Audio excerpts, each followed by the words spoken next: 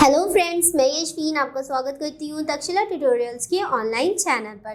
तो दोस्तों आज हमारा लेक्चर होगा 3.6। लेक्चर 3.5 में हमने क्या क्या पढ़ा था?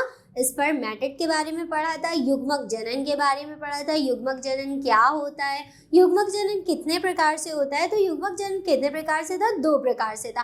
पहला था शुक्राणु जनन, जो हमने लेक्चर 3.5 में कवर कर लिया था। आज लेक्चर 3.6 में हम क्या पढ़ेंगे? अंडाणु जनन।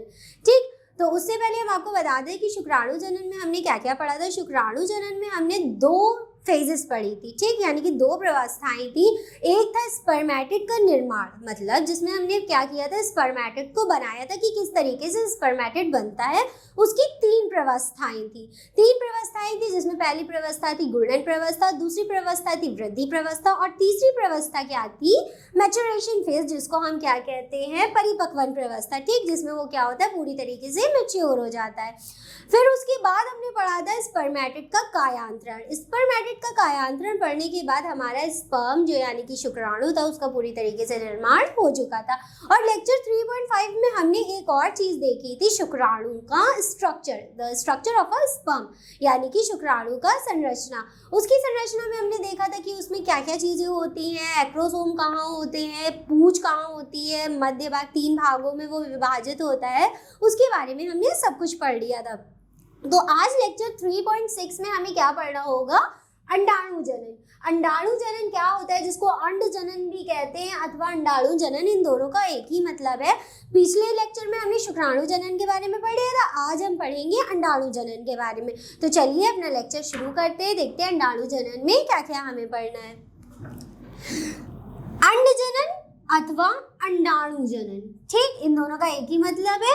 अंड जनन अगर हम देखें, जैसे शुक्राणु जनन का मतलब था कि शुक्राणुओं का निर्माण, जिसमें क्या होता है, शुक्राणुओं की संख्या में वृद्धि होती है, शुक्राणु बनते। उसी तरीके से अंड जनन में क्या होगा? एग्स बनेंगे। और ये क्या है, याद रखिएगा, ये क्या है? एक फीमेल युग्मक, मतलब एक स्त्री का युग्मक है। और शुक्राणु क्या था? वो नर का युग्मक था। ठीक, अंड जनन, अंड जनन जब होगा तो अंडों की संख्या में जनन होके अंडों की जो संख्या होगी वो बढ़ जाएगी।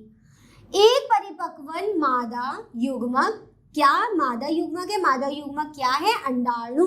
ठीक, इसको इंग्लिश में ओवम या एग भी कहते हैं। के निर्माण की प्रक्रिया को क्या कहते हैं? अंड जनन। इसको इंग्लिश में oogenesis कहते हैं, जो कि पुरुष के शुक्राणु जनन से स्पष्ट रूप से भिन्न है। अब देखिए, इस लाइन का मतलब क्या है? ये उस जो हमने इससे पहले लेक्चर में आपको पढ़ाया शुक्राणु जनन, उससे थोड़ा सा भिन्न है।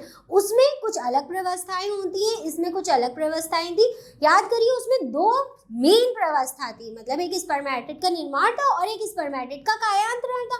इसमें ऐसा कुछ नहीं है, इसमें सिर्फ 3 फेजेस हमें पढ़नी है बस। एक होगी गुणन प्रवस्था, एक होगी वृद्धि प्रवस्था और एक होगी परिपक्वन प्रवस्था, और ये हमारा अंड जनन कंप्लीट कर देगा, जो कि पुरुष के शुक्राणु जनन से स्पष्ट रूप से भिन्न है। ठीक, यहाँ तक समझ में आ गया। फिर उसके बाद यहाँ से पढ़ेंगे अंड जनन प्रक्रिया पर पीयूष ग्रंथि से स्रावित FSH और LH तथा जननों से स्रावित एस्ट्रोजन एवं प्रोजेस्टेरोन हार्मोन्स का नियंत्रण करता है। अब देखिए, ये लाइन क्या कहना चाहती है कि अंड जनन प्रक्रिया किसी चीजों पर निर्भर तो करेगी, मतलब किसी चीजों के होने से ही वो प्रक्रिया पूर्ण होगी। तो वो चीजें क्या है? सबसे पहली है पीयूष ग्रंथि। ठीक, अब दोस्तों यहाँ पे ग्रंथि का नाम आया है। ठीक, तो ग्रंथि का नाम जहां पर भी आता है, वो कोई ना कोई चीज स्रावित करती है, या कोई ना कोई हार्मोन स्रावित करती है, कोई द्रव्य स्रावित करती है। तो ये है पीयूष ग्रंथि। ये पीयूष ग्रंथि हमारे मस्तिष्क में होती है। मस्तिष्क में होने से ये 2 हार्मोन जनरेट करती है, 2 हार्मोन स्रावित करती है, जिसमें पहला होता है FSH और दूसरा होता है LH। जब ये दोनों हार्मोन स्रावित होते हैं, तभी अंड जनन की प्रक्रिया संपन्न होती है या शुरू होती है। शुरू भी होने के लिए हमें कौन से हार्मोन्स की जरूरत है? FSH और LH। ये दोनों हार्मोन की वजह से ही अंड जनन प्रक्रिया शुरू होती है। और ये दोनों हार्मोन हमें कहाँ से मिलते हैं? पीयूष ग्रंथि, ठीक, पीयूष ग्रंथि से मिलते हैं। ये दोनों हार्मोन खत्म हो गए तथा जनदो, जनद क्या होते हैं? जैसे फीमेल रिप्रोडक्टिव सिस्टम जो हमने आपको स्त्री के जनन तंत्र बताए थे, उसी को कहते हैं जनदो, ठीक। मेल के मतलब नर के अपने जनद होते हैं और स्त्री के अपने जनद होते हैं, इसको इंग्लिश में गोनैड्स बोलते हैं। से स्रावित एस्ट्रोजन एवं प्रोजेस्टेरॉन, ये दोनों भी दोस्तों हार्मोन ही है और ये दोनों भी हार्मोन ही है।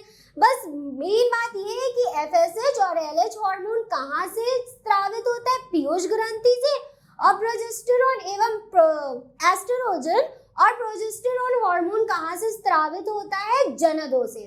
बस इतनी सी बात है, ठीक। हार्मोन्स का नियंत्रण करते हैं। एक बार और हम बता देते हैं, इंपॉर्टेंट लाइन है ये, पूछा जाता है अंड जनन की प्रक्रिया में जो हार्मोन यूज होते हैं, पहला होता है एलएसएच और एफएसएच और एलएच, ठीक। ये दोनों हार्मोन कहाँ से स्रावित होते हैं? पीयूष ग्रंथि से। इतनी बात क्लियर है।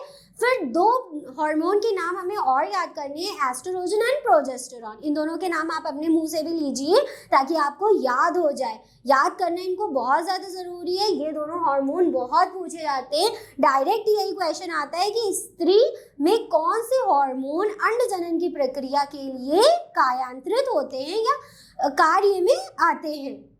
तो पहला है प्रोजेस्टेरॉन और दूसरा है एस्ट्रोजन। प्रोजेस्टेरॉन एंड एस्ट्रोजन, ये दोनों हार्मोन कहाँ से सिक्रीट होते हैं? जनदों से। जो हमने बताया जनद क्या होते हैं फिर से बता देते हैं।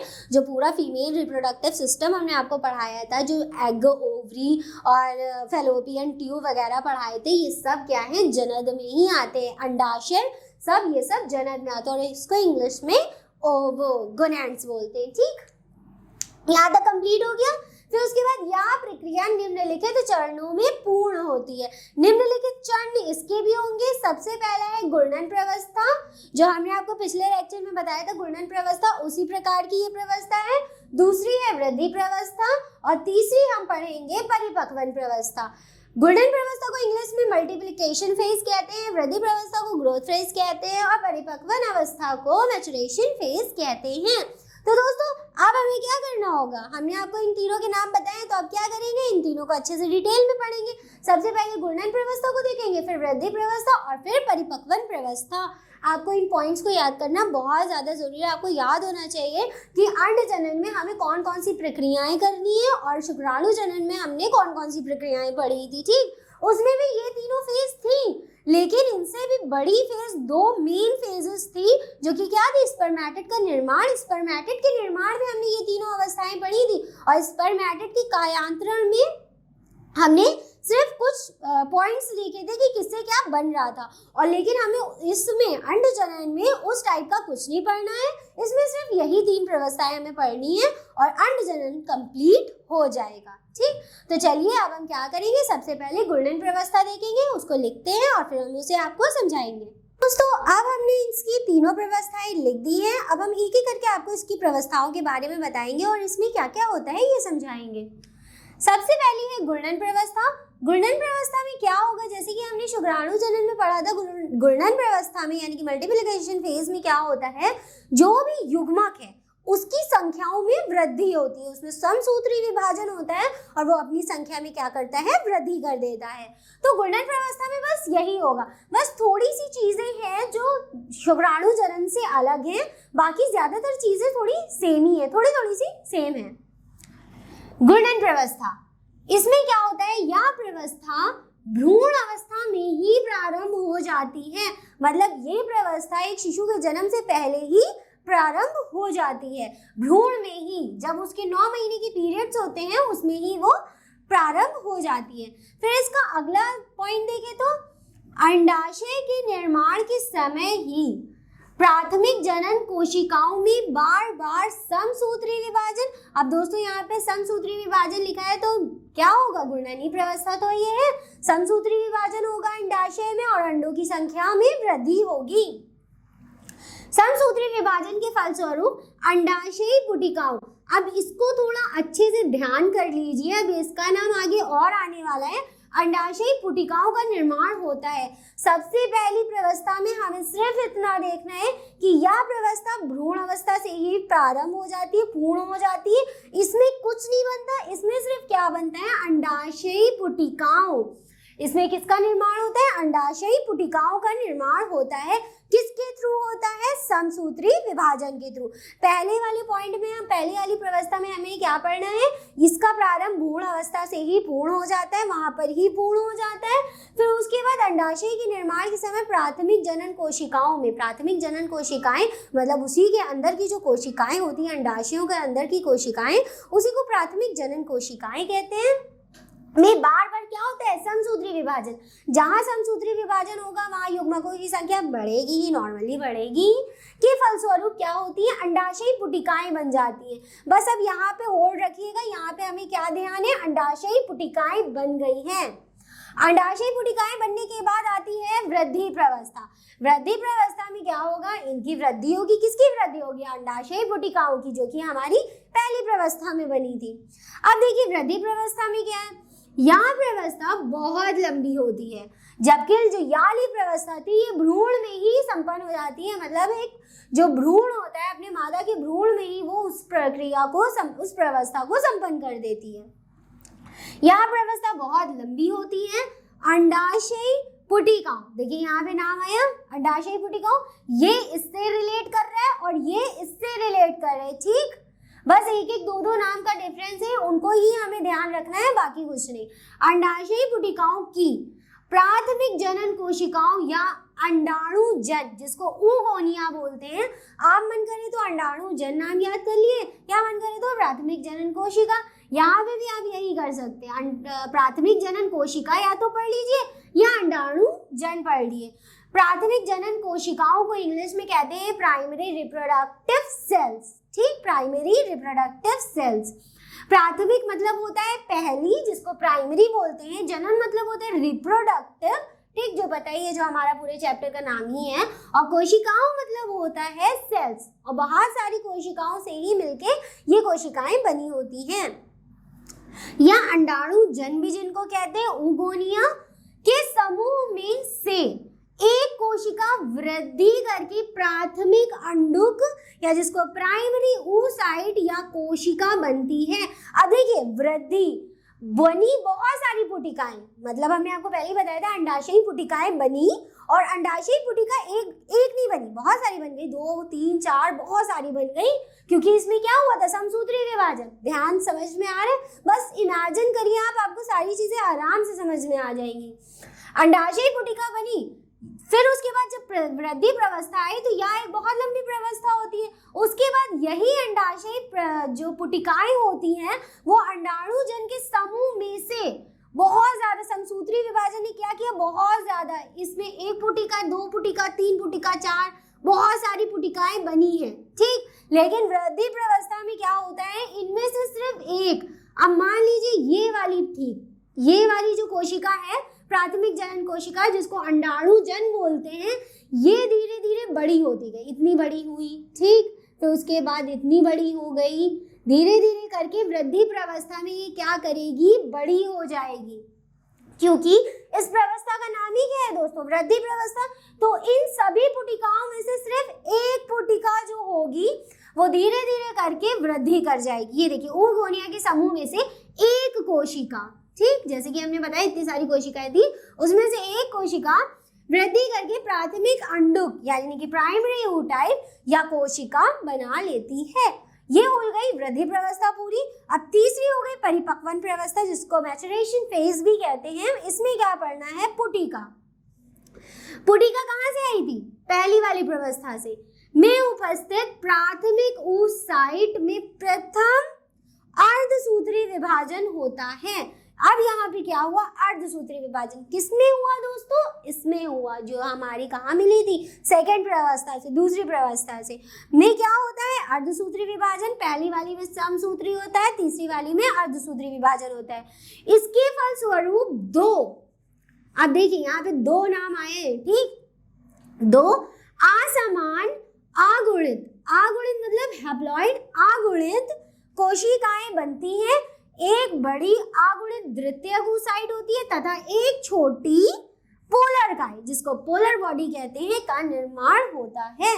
अब देखिए तीसरी वाली व्यवस्था हमसे क्या कह रही है कि जो पुटिका थी ऊपर से मिली में उपस्थित प्राथमिक oocyte जो हमने यहाँ पे बनाया था, ठीक, एक कोशिका वृद्धि करके oocyte में बदल गई थी, उगोनिया में, असामान्य क्या करती है, में प्रथम अर्धसूत्री विभाजन होता है, विभाजन हो गया उसमें, इसके फलस्वरूप दो, एक नहीं दो असमान अगुणित, अगुणित का मतलब होता है कि वो सिंगल सेल है, ठीक, दो नहीं है, यहाँ पे द्विगुणित होता तो यहाँ पे डिप्लॉइड लिखा होता। डिप्लॉइड में क्या होता है, दो युग्मक होते हैं, या संख्या जितनी भी ले लिए, कोई भी चीज है, कोई युग्मक है, उसकी संख्या कितनी होती है, दो, उसको बोलते हैं डिप्लॉइड, ठीक।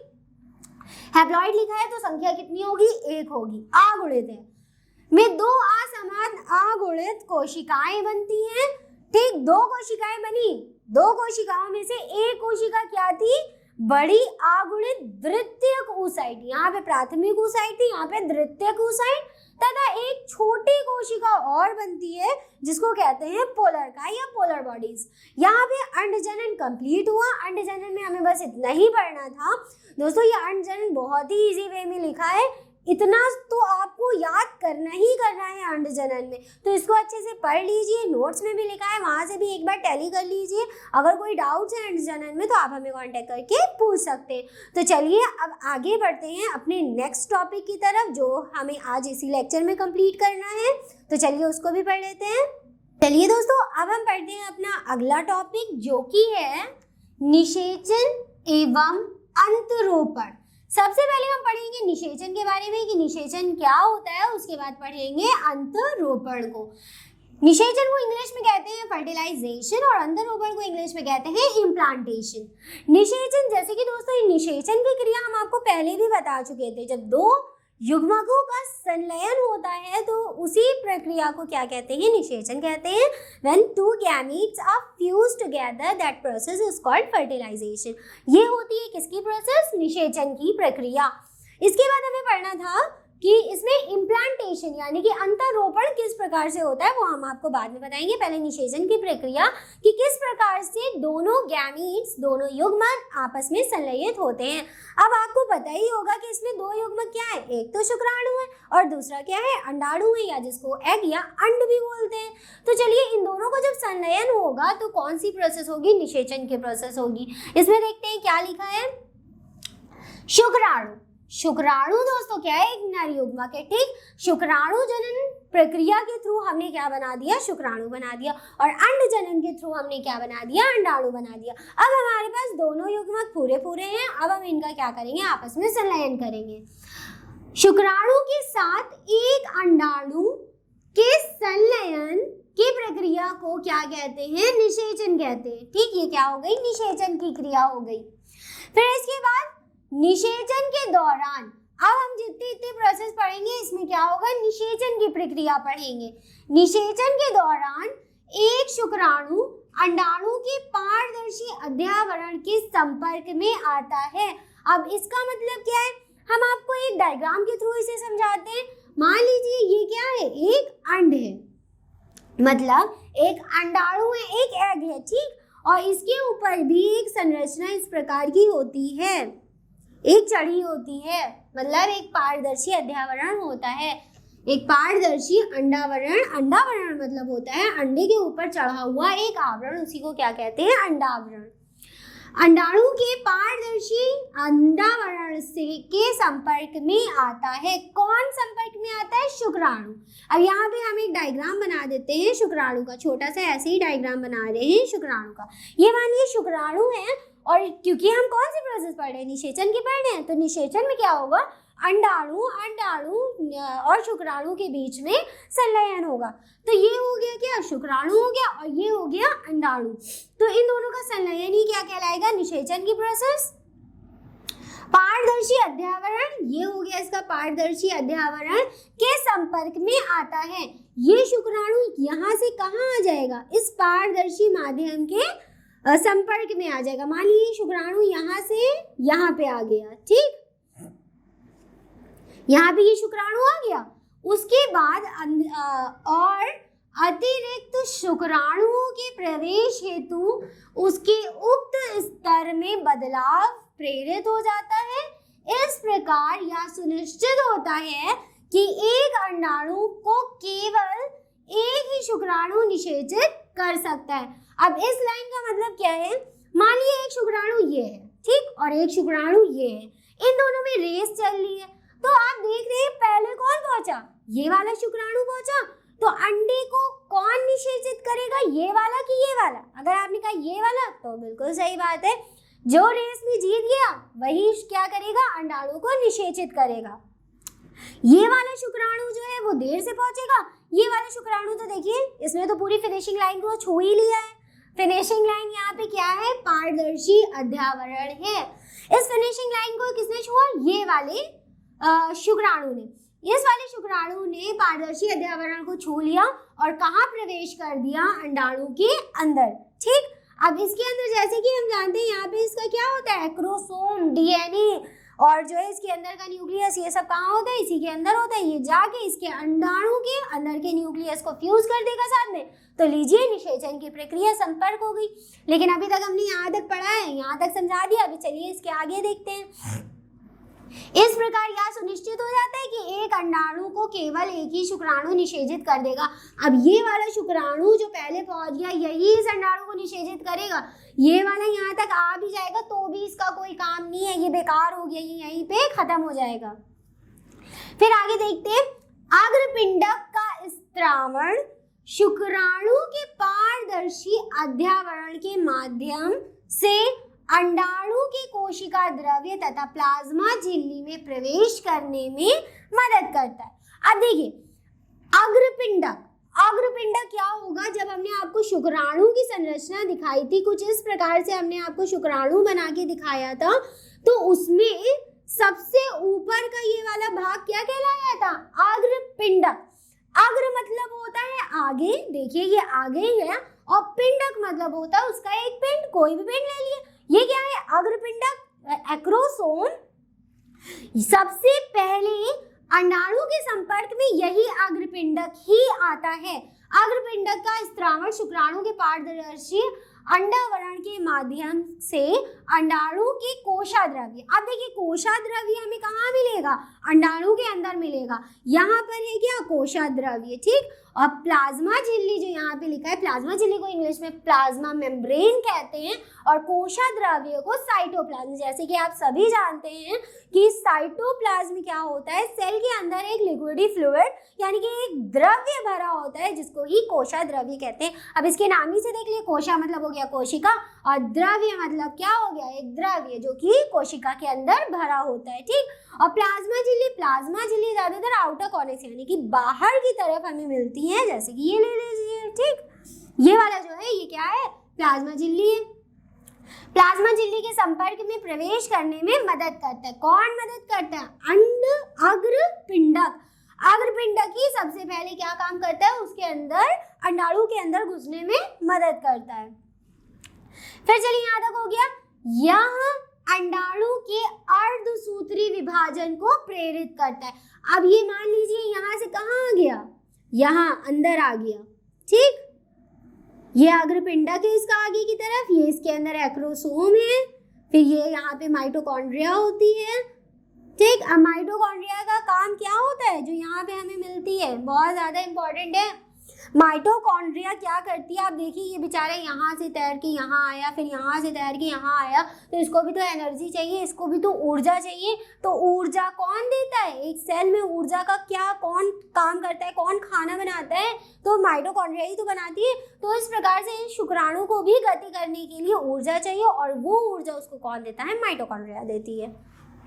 माइटोकॉन्ड्रिया को हिंदी में सूत्रकणिका बोलते हैं। अर्धसूत्री विभाजन को प्रेरित करता है। दूसरा अर्धसूत्री विभाजन भी असमान होता है, इसी के समान होता है, और इसके फलस्वरूप द्वितीयक ध्रुवीय पिंड यानी कि सेकेंडरी पोलर बॉडी की रचना होती है। यहाँ पर ही क्या होगी? मानिए ये अंडाणु अंदर आया, इसकी पूंछ का तो कोई काम ही नहीं है, पूंछ समझ लीजिए बाहर ही छूट गई, ठीक। पूंछ हटाइए, इसका भी सारा काम खत्म हो जाता है। मेन काम जो बचता है वो इसके बीच वाले हिस्से का बचता है, यानी कि इसके बीच वाला हिस्सा जो ये यहाँ पर होता है जिसमें मेन डीएनए होता है, गुणसूत्र होते हैं, उसका होता है। और इन दोनों का जब संलयन हो जाता है तो बीच में एक संरचना बन जाती है जिसको सेकेंडरी पोलर बॉडी या द्वितीय ध्रुवीय पिंड बोलते हैं। ठीक, यहाँ तक ही क्लियर है, यहाँ तक हमने पढ़ लिया। अब चलिए यहाँ तक ही ये खत्म नहीं होता है, इसके बाद की क्या प्रोसेस होती है। अभी तक तो हमने सिर्फ इतना देखा कि जो शुक्राणु था इनके बीच में निषेचन किस प्रकार से होता है। अब हम देखेंगे कि इम्प्लांटेशन मतलब इनके बीच में अंतरोपण किस प्रकार से होता है। अंतरोपण, ठीक, अंतरोपण किस प्रकार से होता है। अंतरोपण में कुछ नहीं होगा, वही पुराना घिसा पिटा काम कि इनके बीच में अब ये आके इनके बीच में संलयन हो गया, अर्धसूत्री विभाजन हो गया, अब समसूत्री विभाजन होगा, उसके बाद सेल्स बनेगी, फिर और सेल्स बनेगी, फिर और सेल्स बनेंगी, और बस यही काम चलता रहेगा। इम्प्लांटेशन में बस इतना ही हमें पढ़ना है, वो भी हम आपको डायग्राम के माध्यम से पूरा समझा देते हैं। तो चलिए अब इम्प्लांटेशन को देखते हैं। तो चलिए दोस्तों, अब हम पढ़ेंगे इम्प्लांटेशन के बारे में। अब आप सोचेंगे हमने कुछ लिखा नहीं है, तो हम आपको डायग्राम के माध्यम से सबको समझा देंगे और एक एक करके उसकी प्रोसेस बताते भी रहेंगे कि वो क्या होती है, कैसे होती है। तो सबसे पहले इम्प्लांटेशन में होता क्या है, ये कहाँ होता है।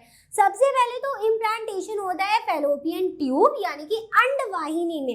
अंडवाहिनी दोस्तों क्या थी, जो यहाँ पे गर्भाशय था, ठीक, और गर्भाशय से यहाँ पर एक ट्यूब निकली हुई थी लंबी सी, कुछ इस प्रकार की, जिसमें एम्पुला भी था और बहुत सारी कूपिका थी, कूपक थे यहाँ पर, वो क्या थे, झालर थे, ये सब थे। यहाँ पर क्या थी, अंडवाहिनी दो होती है, आधी अंडवाहिनी इधर होती है और एक अंडवाहिनी उधर होती है। और यहाँ पर होता है अंडाशय, ठीक, अंडाशय में क्या होंगे, अंड होंगे, एग्स होंगे। अब जो इम्प्लांटेशन की प्रोसेस होती है, यहाँ से एक अंड रिलीज हुआ और वो मान लीजिए यहाँ पर है, ठीक, यहाँ से धीरे धीरे करके वो यहाँ से गर्भाशय में आ जाएगा। गर्भाशय याद है ना, गर्भाशय को इंग्लिश में यूट्रस कहते हैं और ये बिल्कुल मध्य भाग में होता है स्त्री के जनन तंत्र में। यहाँ पर अंड है और यहाँ से स्पर्म्स तैरते हुए आ रहे हैं और आके क्या किया, इसको निषेचित कर दिया। अब एक बात और ध्यान रखने वाली है कि जो अंड का निषेचन होता है वो उसके कूपक भाग में, जो एम्पुला भाग होता है, यहीं पर ही होता है। अब अगर अंड यहाँ पर नहीं है और शुक्राणु यहाँ पर आ गए तो इसका कोई मतलब नहीं बनता, इम्प्लांटेशन होगा ही नहीं।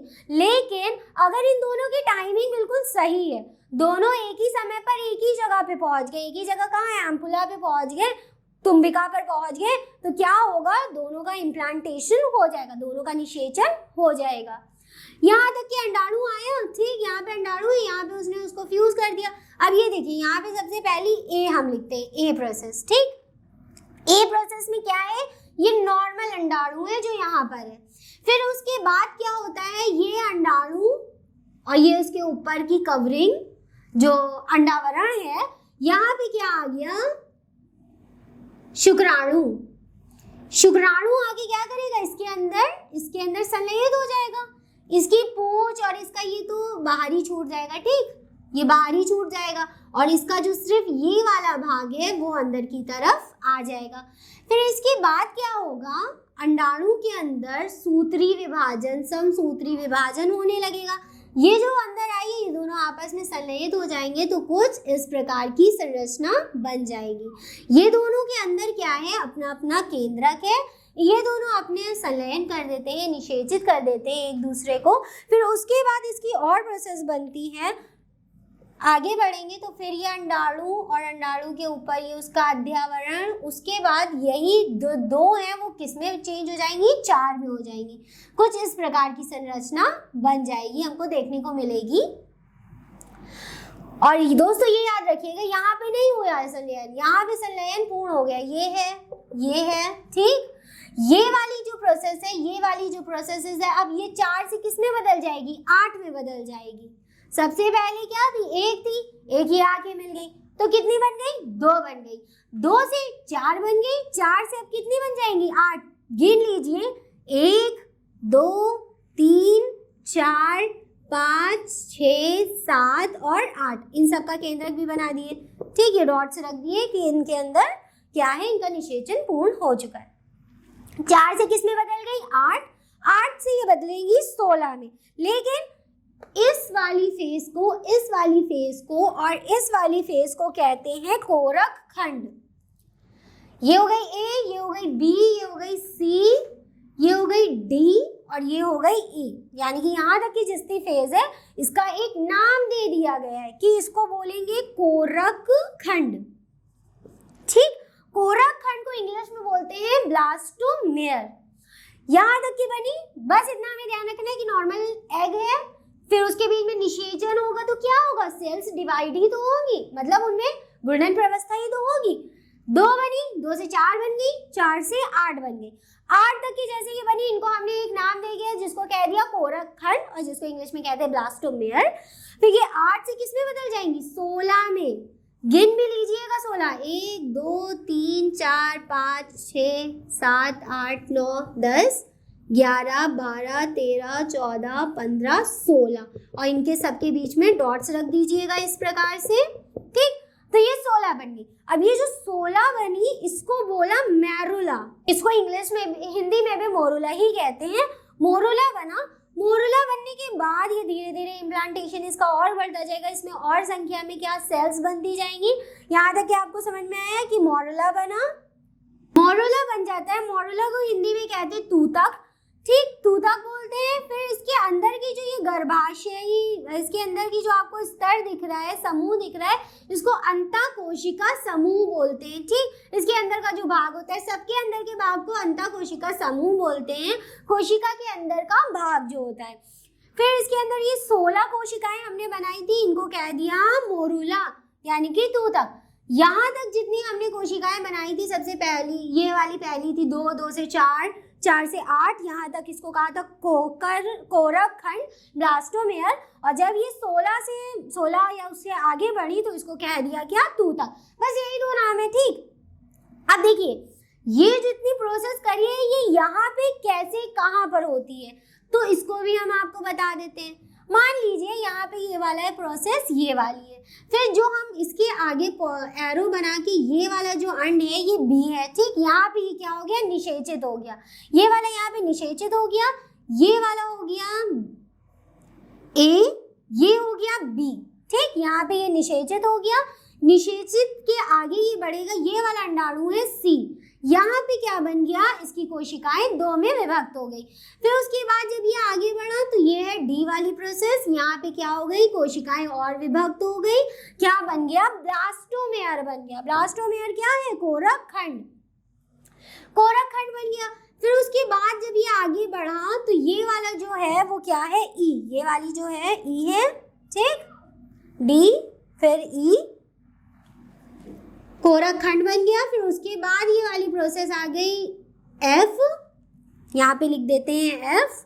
ठीक, तो एफ में क्या बन गया, यहाँ तक ये आके तूतक बन गया, मोरुला बन गया। उसके बाद ये और आगे बढ़ेगा और ये जाके गर्भाशय से इस प्रकार से व्यवस्थित हो जाएगा। यहाँ पे ये जितनी प्रोसेस आई है इनमें बहुत जल्दी जल्दी क्या होता है, विभाजन होता है। सूत्रों का विभाजन होता है, कोशिकाओं का विभाजन होता है। कोशिकाओं की संख्या अंदर ही अंदर बढ़ती चली जाती है और जब ये यहाँ तक इस स्टेज में पहुँच जाती है, तूतक मोरुला तक, तो ये क्या करती है, आगे आकर यहाँ से यहाँ गर्भाशय की जो लाइनिंग होती है, गर्भाशय की जो ये लाइन होती है, यहाँ से आके चिपक जाती है और धीरे धीरे यहाँ से ये बढ़ने लगती है। अब देखिए यहाँ तक पूरा आ जाता है इम्प्लांटेशन में। सबसे पहले फर्टिलाइजेशन पढ़ा, उनमें इन दोनों का संलयन हो गया। यहाँ तक के मान लिए संलयन की प्रोसेस है। ठीक, निषेचन की प्रोसेस है। उसके बाद यहाँ से लेकर यहाँ तक की किसकी प्रोसेस है, इम्प्लांटेशन की। जैसे ही ये वाला जो अंडाणु है, ठीक, जो कि मोरुला है, ये आके कहाँ चिपक जाता है, गर्भाशय से, और विकसित होने लगेगा। यहीं पर हमारा क्या होगा, इम्प्लांटेशन खत्म हो जाएगा। यहाँ तक कि कौन सी प्रोसेस थी, इम्प्लांटेशन की। फिर से एक बार बता देते हैं, अगर कुछ ना समझ में आया हो तो आप उसको टैली कर लीजिएगा। ठीक, सबसे पहले हमने फर्टिलाइजेशन की प्रोसेस पढ़ी। उसमें क्या देखा, दोनों युग्मक आपस में संलयित हो जाते हैं जो और जाइगोट बना लेते हैं। ठीक, मानिए ये जाइगोट है जिसको हिंदी में जरायुज कहते हैं, जो हम आपको बहुत पहले ही बता चुके हैं। यहाँ तक कि पूरी निषेचन की क्रिया हो गई। निषेचन की क्रिया यहाँ पे संपन्न होती है उसके बाद यहाँ से हमारी अंतरोपण यानी कि इम्प्लांटेशन की प्रोसेस शुरू होती है।